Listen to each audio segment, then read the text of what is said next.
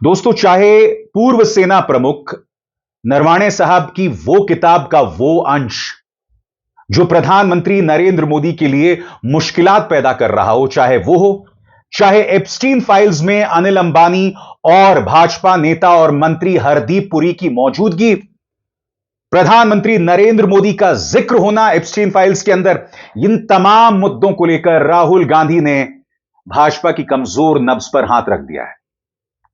वो कह रहे हैं, बात को समझिए, वो कह रहे हैं कि प्रधानमंत्री नरेंद्र मोदी डर गए हैं, बुरी तरह से डर गए हैं। बकौल राहुल गांधी, प्रधानमंत्री नरेंद्र मोदी का सिर्फ एक मकसद है, अपने वित्तीय ढांचे को बचाना।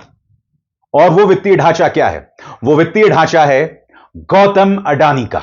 गौतम अडानी को बचाना है, हर कीमत पर बचाना है।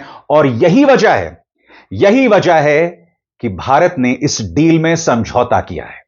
समझौता किसानों के साथ, समझौता 18% टैरिफ को लेकर, समझौता इस बात को लेकर कि अब अमेरिका ने हमें कहा है कि तुम रूस से नहीं, ईरान से नहीं, वेनेजुएला से तेल लोगे। और यह अमेरिका का फरमान है जिस पर हमारा विदेश मंत्रालय पूरी तरह से खामोश है। और खामोशी का मतलब रजामंदी होता है। सबसे बड़ी बात, राहुल गांधी कहते हैं कि अभी तो एप्स्टीन फाइल्स की एक हल्की सी झलक देखी आपने, अभी पिक्चर बाकी है और इस सरकार के लिए मुश्किलात पैदा होने वाली है। राहुल गांधी संसद के बाहर पत्रकारों से बात करते हैं।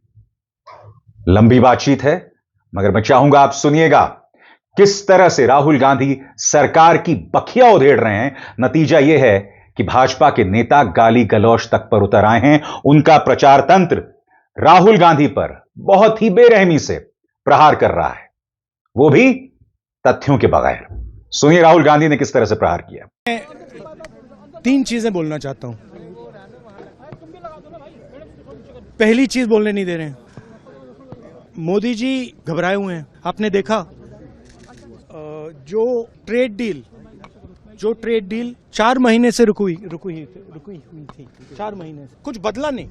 किसी न किसी कारण जो मैं जानता हूं, नरेंद्र मोदी जानते हैं। नरेंद्र मोदी जी ने कल शाम उस डील को साइन कर दिया। नरेंद्र मोदी जी पर प्रेशर है, भयंकर प्रेशर है। और नरेंद्र मोदी जी का जो इमेज का गुब्बारा है, जो हजारों करोड़ रुपए लेकर बनाया गया, वो फूट सकता है। इशू ये नारावाने की स्टेटमेंट नहीं है, ये साइड शो है। और वो भी जानते हैं, मैं भी जानता हूं। मेन बात यह है कि हमारे प्रधानमंत्री को कॉम्प्रोमाइज कर दिया गया है। किसने किया है, कैसे किया है, ये हिंदुस्तान की जनता को सोचना है। मगर इतिहास में पहली बार हिस्ट्री में एलओपी को प्रेसिडेंशियल एड्रेस में नहीं बोलने दिया।